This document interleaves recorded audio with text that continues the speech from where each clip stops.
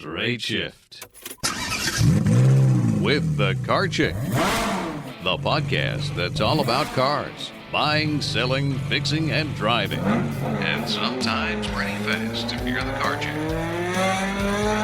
Now, here she is. Hey everyone, and welcome to the Straight Shift. Today we are going to talk about the 7 biggest lies that car dealers will tell you in order to close the sale. Only 61% of Americans believe that the car dealership actually gave them the best price or that they got a fair deal. This is according to a recent survey by Cox Automotive. And nearly a third of all car buyers are not satisfied with their car purchase. And I think that is so incredibly sad because, one, you're spending a boatload of money. A car is the second largest purchase that most people will make in their lifetime after a house. So to not be satisfied with such a massive purchase is, quite frankly, financially terrifying. And, I love cars, so I think that everybody should love their car and be really happy with their car. Now, granted, they may be happy with the car, but just not happy with the purchase process because they walk away thinking, did I really get a good deal or did I just get screwed and not know it? So that's the boat that so many people are in. And unfortunately, there are lots of great, there's lots of great car dealers out there. There really are. There's a lot of car salesmen and women who are very professional, very honest, and they genuinely do their best to build a relationship with their customers and truly help them through the buying process and, give them a fair deal. It may not be the best bottom line deal. It's still their job to make a profit for the dealership and to make their own commission, but there's a lot of good folks out there. Unfortunately, there's also a bunch of sleazeballs out there still that, will at best mislead you or use really high pressure sales tactics, or at worst, they will look you in the eye and flat out lie to your face in order to get you to sign on the dotted line and close that sale. And unfortunately, consumers, you don't buy cars that often. Most people buy a car every 4, 5, even 10 years. So of course, these salespeople are going to have the advantage. They sell dozens of cars a month. The dealerships, may sell hundreds of cars a month. And their salespeople have gone through rigorous sales training. Granted, in my opinion, a lot of that sales training is very antiquated and very chauvinistic, but they are trained to do this, whereas you are not necessarily trained to defend against it. So I want to talk today about the top 7 biggest lies that you may hear if you're out car shopping. And I hear these literally all the time. And the reason that I was inspired to do this podcast was because I have a client right now who, was lied to. And, fortunately, she kind of, her instincts, her spidey senses were tingling and she had a bad feeling about it. So she walked away and called me. And I'm really glad that she did because she would have been in huge financial trouble had she fallen for this tactic. So I am going to try to keep this podcast clean language-wise like I normally try to do, but this is a topic that I tend to get very passionate about. So if I let some more colorful adjectives slip out, I promise to beep them out in editing, but I'm going to do my best to keep it clean.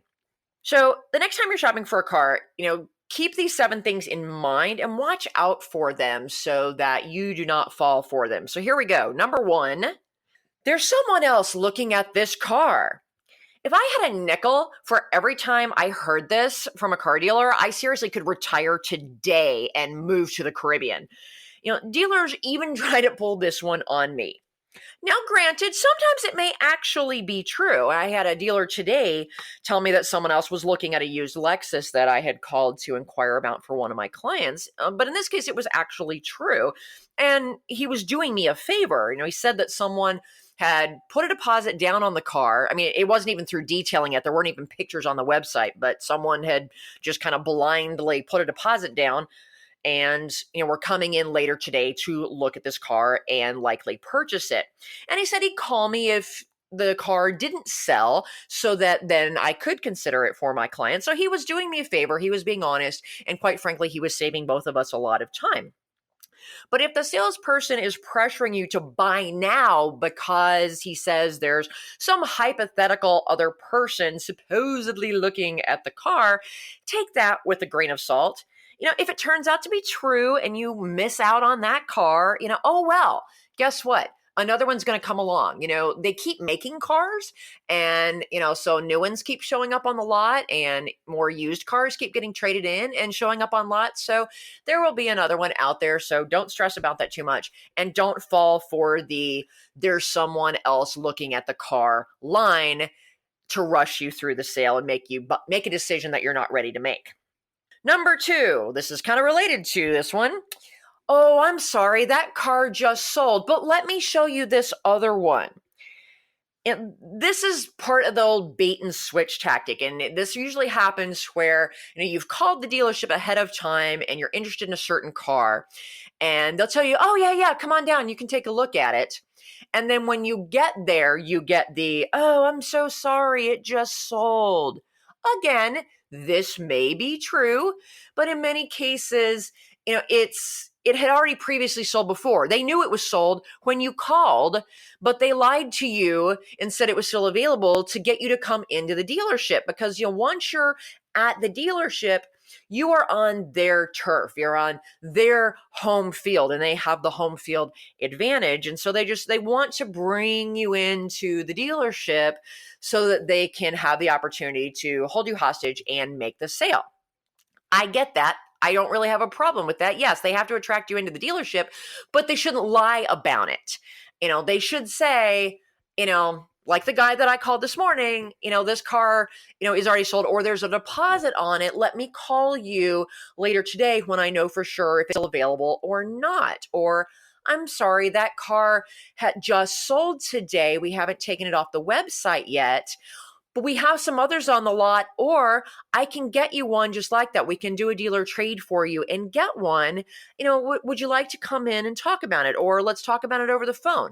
There's a lot of other ways to handle it without lying. So, really confirm that a car truly is on the lot before you come down to the dealership.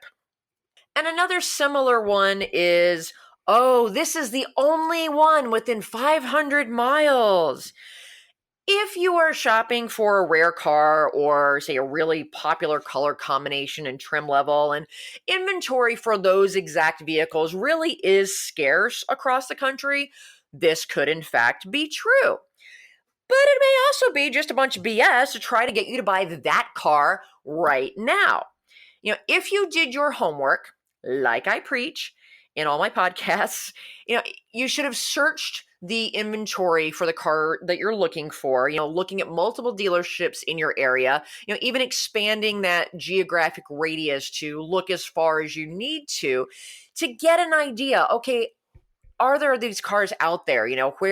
Who has one? How many of them are available on the market, both in my immediate geographic area, within 10 miles, within 25 miles, within 50 miles, or even within 200 or 300 miles, just in case a dealer does need to do a trade and bring in the car for you. And just to give you an idea, truly, what is the supply, the level of inventory availability for this vehicle? They may be rare, like the Hyundai Palisades right now. You can't find one. You just can't, especially at the higher trim levels. There's a 3-month wait list. So when the dealer tells you, oh, they're selling for $4,000 over sticker and there's a 3-month wait list, I know that's true because I've done the research and yep, that's true. So, sometimes the dealers will try and tell you that, especially if there's maybe not one right in your immediate area, or maybe it is the only one in your town or your city. But dealers can do dealer trades. They will look, within 200 or 300 mile radius at other dealers' inventory in the internal system that they have access to through their manufacturer. And, even if they don't have the car you're looking for on their lot, they may say, oh yeah, well, there's one, 100 miles away at a dealer that we trade with all the time. Yeah, we should be able to get that for you. So, don't let a dealer just tell you, oh, this is the only one without verifying that. If you haven't done your homework ahead of time and you happen to be on the lot listening to him or her tell you that, here's what you do. You say, really? Then whip out your smartphone, pull up something like autotrader.com or cars.com and put in the specs and search within a 500-mile radius to see if what he or she is telling you is actually true. And then you can, just be really smug and enjoy the expression on the salesperson's face when you show them your smartphone and the listing of, oh, there's 10 more just like it down the street. It's really fun when you catch them in their lies. They just get so flustered. It's hilarious. So, and with all the technology available to us and available to us at our fingertips, it really should be a lot harder for them to get away with this kind of BS. Another tactic that you will hear, and this isn't really a lie more as it is just a sales tactic that can be misleading, and that is the old iffing the customer. This is also more colorfully called the porcupine close, and I'll explain why in a minute.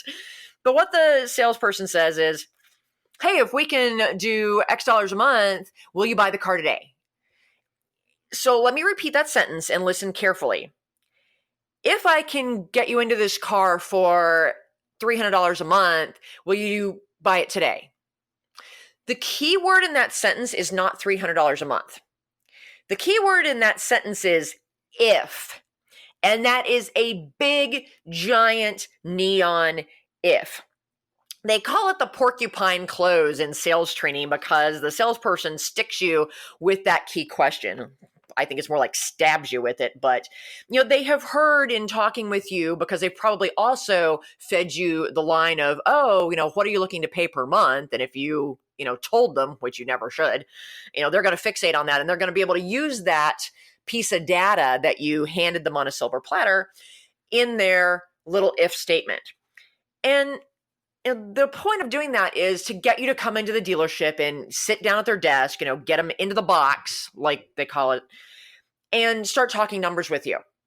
Because the point here is they want to suck you into the dealership again, get you onto their turf, get you into the box, get you following their sales process that they control so that they can try and make this sale.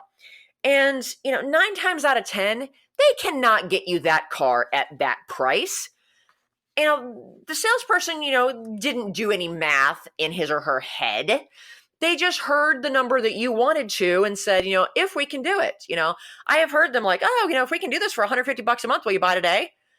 Really $150 a month for a $35,000 car? Yeah, that's just mathematically impossible. So, any number that they throw out there or tell you that, it's probably BS. And what happens is you get into the box at their desk, and they do start running numbers, and they do the whole back and forth to the manager 25 times. And at that point, you have now been at the dealership for hours. You're tired. You're hungry. You just want this to be over with. And so when they come back with not $300 a month, but $500 a month, they're hoping you're going to say yes, just so you can get out of there. So there's a lot of different ways to get out of that. They could be, even if they do come back with that $300 a month, really look at, okay, but what loan term is that? Because they may have come back with, yeah, we can do $300 a month, no problem. And they kind of just fail to mention that's a 72-month loan with an $8,000 down payment. So always make sure you really look at the numbers and the terms, if you're going to be talking about monthly payments, which again, you should never be talking monthly payments. So, don't fall for that big if. Most of the time they cannot make that number, and they're just trying to get you into the box to make the sale. Another one that is similar to that, just kind of the next phase of that is, this deal is only good today. This is a famous sales tactic that is known in the sales training circles as the impending event.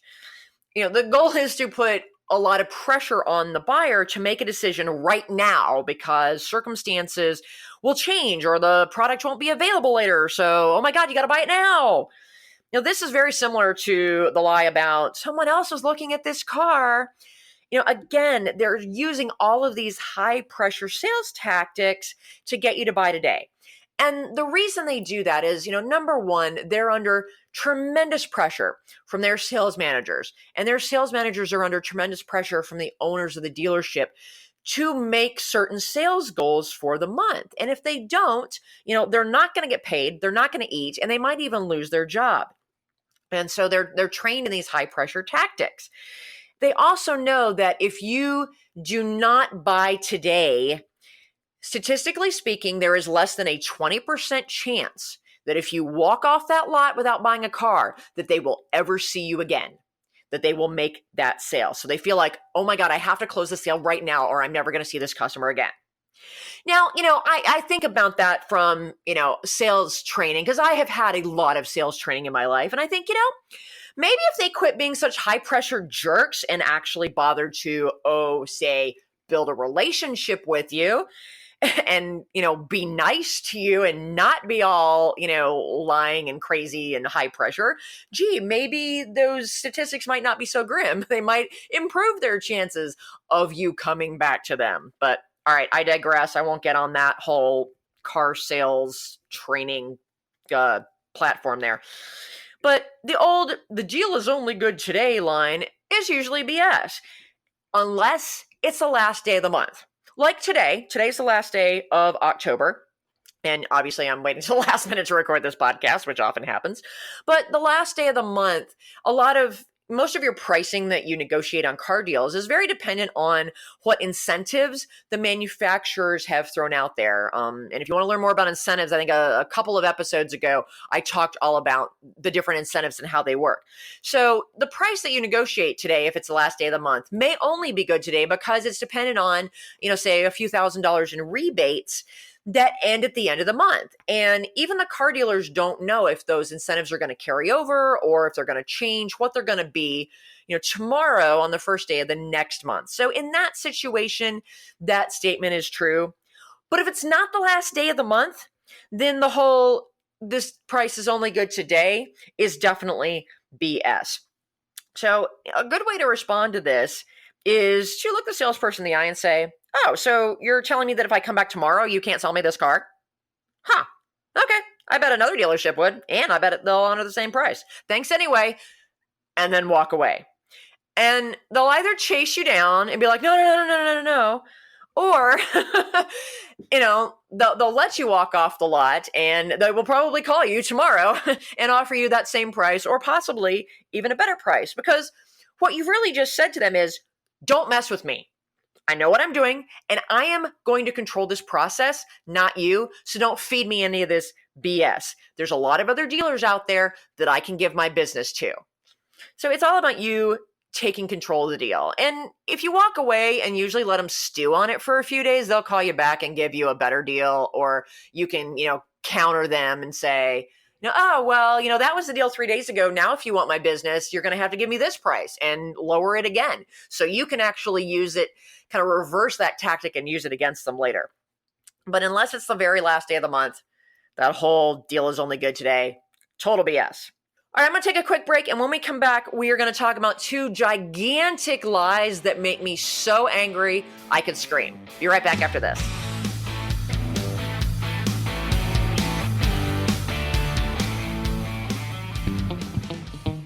Do you hate car shopping?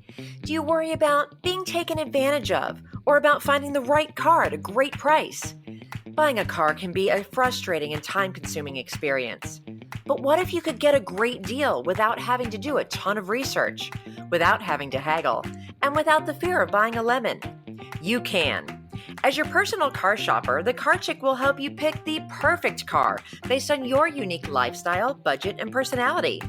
She'll handle all of the legwork and negotiating for you. All you have to do is sign the papers and take the keys. It's that easy. To learn how the Car Chick can save you time, money, and hassle on your next car purchase, give us a call at 704-248-8706. That's 704-248-8706. Or visit us on the web at thecarchick.com. Where the rubber meets the road. Nice to meet you. Love your asphalt. Hey, nice treads. It's Straight Shift with the Car Chick. Welcome back to The Straight Shift. Today we are talking about the 7 biggest lies that car salesmen will tell you in order to close the sale. You may have heard this one on the radio ads or television ads for car dealers, the ones that scream at you for the entire ad because they think for some reason like you can't actually hear them through the television. Yeah. So have you heard this one? We'll pay off your trade no matter how much you owe. I could probably do voiceovers for car commercials at this point. It's really funny. But this statement is designed to lure car shoppers into the dealership who are upside down on their current vehicles, but they still need a new car. Or they just really want a new car. And while that statement is technically true, which is how they get away with saying it in their ads without being in violation of the law, it is still extremely misleading. Yes, the dealer will pay off the loan on your current vehicle no matter how much you owe on it. But that doesn't mean that it just makes the negative equity vanish into thin air. Negative equity is the difference between what your trade is actually worth, what value the dealer puts on it. They'll call it the trade allowance. So what your trade is actually worth versus what you still owe on the loan. So your car may be worth, $10,000 on trade, but you still owe $15,000 on the loan. You still got to pay off that $15,000 to the bank if you're going to trade in the car. So, this will pay off your trade no matter how much you owe. People often think that means that the dealer's just going to take care of it and they can just, walk away from that loan, that, the dealer's going to, out of the goodness of their heart, eat that negative equity or pay the bank for you. Yeah, not going to happen. They're not going to eat $5,000 in negative equity. They're not going to eat $0 in negative equity. What they're going to do is they're going to roll over that negative equity into the new deal. So now you're paying for two cars instead of just one. And, you'll either have to cover it in cash or it's just going to get, rolled into the new loan if the loan to value numbers allow that to happen. It's a bad idea, in my opinion. But the negative equity is not just magically disappearing. You are still responsible for it. You're still paying for it. Just, yes, technically, the dealer's paying off your loan. The dealer pays off your loan if you trade in a vehicle that you have a loan on, no matter what that number is. If it's positive equity, if it's negative equity, it doesn't matter. The equity number still ends up in the deal, either positive or negative. So don't let the dealer ads or a salesperson mislead you into thinking that, you being upside down on your trade doesn't matter. It absolutely matters, and you will absolutely pay for it. Similarly, and this is the lie that just pisses me off the most because this is a true, flat-out, bald-faced lie. It's not just confusing or misleading. It is flat out false. And quite frankly, I think it should be illegal for them to tell you this because it affects a legal financial contract. And there's huge financial implications to this if you fall for it. Reason I'm so mad about this is I have a client right now that, she's in this situation. She's over her miles on her lease, like way over. Her lease is for 36,000 miles and she's at like 62,000 right now. So, I'm not giving her crap for getting herself into a bad lease deal originally. These things just happen sometimes. So, the problem is that the dealership is selling her trying to sell her a massive lie to get her into another vehicle. And this is a lie that dealers may tell you on the front end when you initially lease a car. And this happened to someone else that I know who called me to find out what to do. When she leased her car, the salesperson, she really wasn't a good lease candidate, but they talked her into leasing because it would give her a lower monthly payment. And again, she was, kind of being a monthly payment buyer and not really understanding how much trouble you can get into leasing. And so what the salesperson told her was, don't worry about the mileage.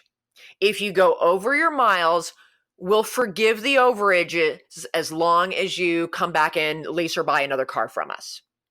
Okay? Don't worry about the mileage. We will forgive the overages if you just come back at the end of the lease. And so that's what she did. And this is not true. And so, she's now in the same situation that, my other current client is in, where, she's at the end of her lease and she is way over her miles. And this particular client, went into the Toyota dealership. She's got a lease on a Toyota now. She went to the Toyota dealership and they said, don't worry, we'll forgive the mileage if you just lease another car from us. So they fed her the same thing, trying to get her to do the deal. And of course, she's, kind of desperate to figure out, okay, she's got about $4,500, nearly $5,000 in overage charges because she's so far over the miles on her lease. And, she just doesn't have all that cash just laying around to pay that off. So she's really kind of in a pickle trying to figure out, how do I do this? And, she still has a pretty modest budget for what she can afford on a monthly payment on this next car.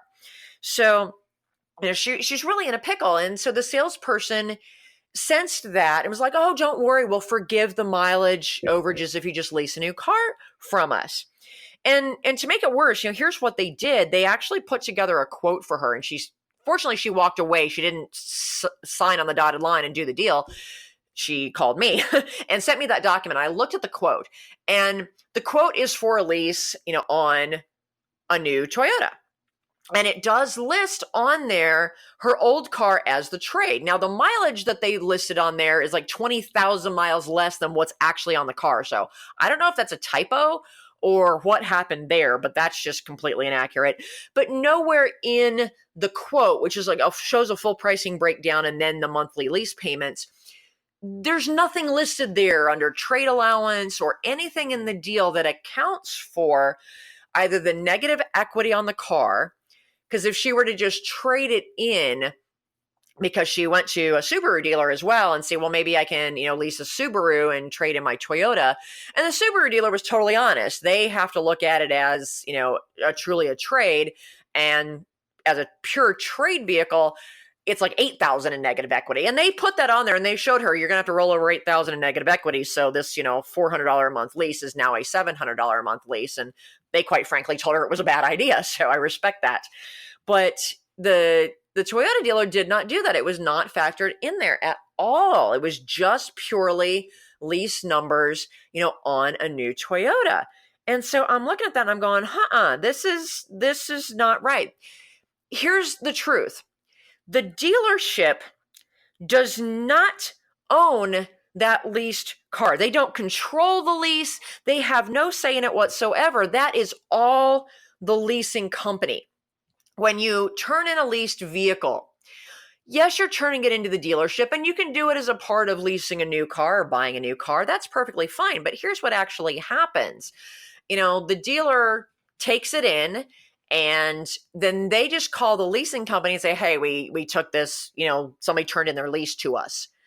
And the dealer doesn't own it at that point. It's not like, when they take a car in on trade that you own or you have a loan on. If you just turn in the lease, the dealer doesn't own it. They're just kind of doing you a favor of taking possession of it until they call the leasing company and say, so-and-so turned in their lease. Then the leasing company says, oh, great, thanks. Would you guys like to buy it? Here's the price that we'll sell it to you for. And the dealer will be like, yeah, we'll buy that. We really like this one. It's in good shape.